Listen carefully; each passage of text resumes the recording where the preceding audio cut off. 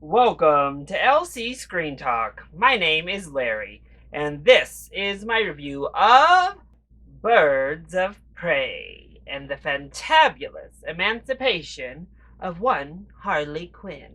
So, in honor of the advanced screening, I did a black mask slash Roman Sionist look. Had to improvise with my face makeup to not just do raccoon eyes when I put the black mask on. So everyone at our screening got one of these little Birds of Prey pins, which is awesome. And then basically just for being in costume, I got this Birds of Prey shirt, as well as this Birds of Prey button set, and this pretty flippin' awesome keychain. The Birds of Prey tells the story of Harley Quinn after she goes through a breakup with the Joker. As she sets out on her own, she finds out she's wanted by a whole lot of people in Gotham City. But as she goes on a mission to find a diamond, hoping it will offer her some protection, she teams up with a group of fierce women, all with the same mission in mind. Now, the trailers for Birds of Prey looked okay to me. They looked fun, but just lacked something that really put it over the top, really making me excited for the movie. However, knowing the control Margot Robbie had over the production, being an executive producer as well as starring and having a big creative voice, definitely gave me more faith in this film. Knowing her input and the fact that she was the best part of Suicide Squad, I was still definitely excited. But with reasonable expectations heading into tonight's screening. And I have to say, I freaking loved this movie.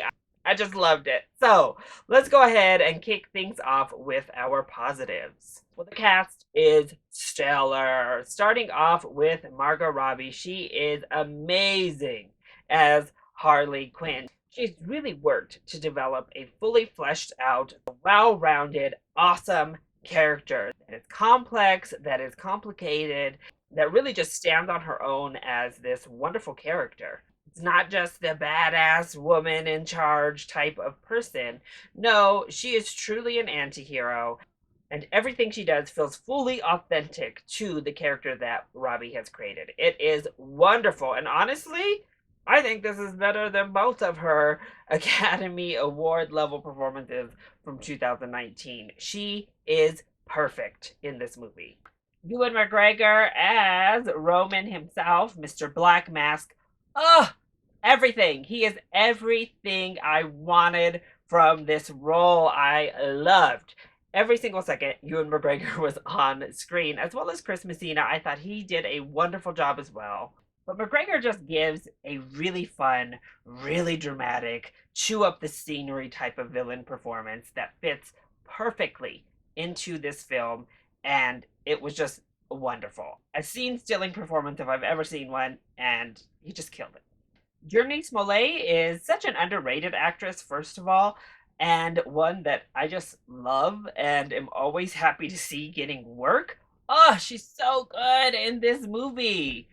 I'm so happy that they found her and cast her as Black Canary because she kills it here. She delivers a really understated, but really soft yet strong understated performance. It is stellar, and the physicality, top notch. Rosie Perez gives a really fun, spirited performance, and Mary Elizabeth Winstead is given the least to do out of our main cast, certainly, especially when it comes to acting, but she's also a good time. Really, all of our cast here kills it. They deliver wonderful character performances, and I left feeling like I couldn't have imagined anyone else in any of the roles of this film. That's how good they did. Next up, huge, huge, huge kudos to Kathy Yan, who directed this film because it was beautifully directed. This is definitely Deadpool-esque in the fact that Harley Quinn breaks the fourth wall. She's very aware of everything within the film and outside into our real world. But it's not overused. It doesn't even feel like a gimmick. It feels so organic. And I think that comes down not only to Robbie's performance, but to Yan's direction. But where she really shines, honestly, is the action because it is shot so beautifully. Oh my gosh, the action is amazing in this film. It is not jump cut central. We get these cool turning long takes as we move throughout the action sequences that are amazing. Really, just the action in this film is shot wonderfully. So if you are someone who gets so annoyed with the quick cut, jumpy, can't even see what's happening action, this is going to deliver what you're hoping for.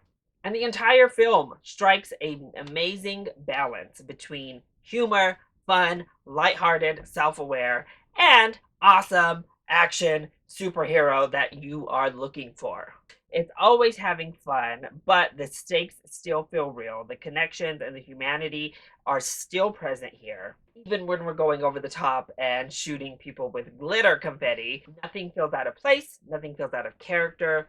It all just gels and moves seamlessly together in a way that probably shouldn't work as well as it does. I was laughing throughout this entire film. I thought it was really funny. Plus, it's obviously feminist in its messaging and in its platform, but I think it balances that very, very well.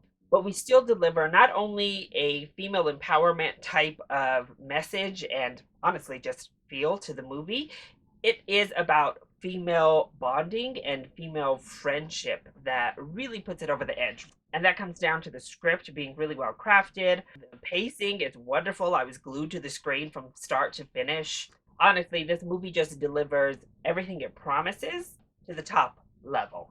Well, then, what doesn't work quite so well when it comes to Birds of Prey? Well, there is a lot of exposition, a lot of Harley Quinn voiceover in this film. So just be prepared. Again, they do it in a really inventive back and forth, time jumpy way that works. But you're going to hear a lot of talking over the top of scenes from Harley Quinn. Then when it comes to the Black Mask character at large, I have to say I wish we would have gotten just a bit more menacing. We get moments of it, just little shimmers of it. But I really wish we could have gotten Ewan McGregor getting to eat up that intimidating, just villainous scenery a little bit more. It's there. I craved it even more than we got it. Plus, yeah, there's a definitely queer coded more than queer representation when it comes to our villains. They certainly feel like a couple, but they're referred to as like BFFs. So I just don't appreciate queer coding at large. And I think this would have been a very easy peck or just boyfriend instead of BFF, and it would have easily just fixed that problem. But queer coding villains, it feels very 90s. And then Black Mask's actual mask. It really looked awkward. I don't know, they didn't quite get it to look right, honestly. Probably why it's not in the film all that much. And when you see it, it's like, oh, alrighty then. Plus, of course, we could have gotten more of the actual Birds of Prey. We could have gotten some more original characters, but those are all just like minor gripes in the scheme of things, to be clear. And as I said in the opening, I loved this film. This was one of the most fun theatrical experiences I've had in a very long time. I was smiling from the very start all the way through to that last stinger we get right at the end of the final bit of the credits. It is just a blast. I can't wait to go see it again. And I have to give this one a full price ticket. I think you're going to have a whole lot of fun with Birds of Prey.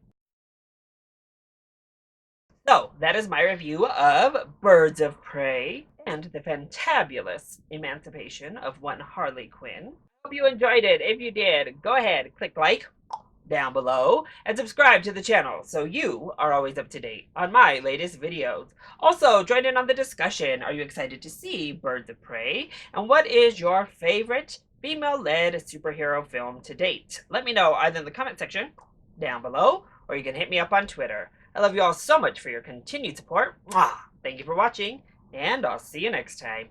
Bye!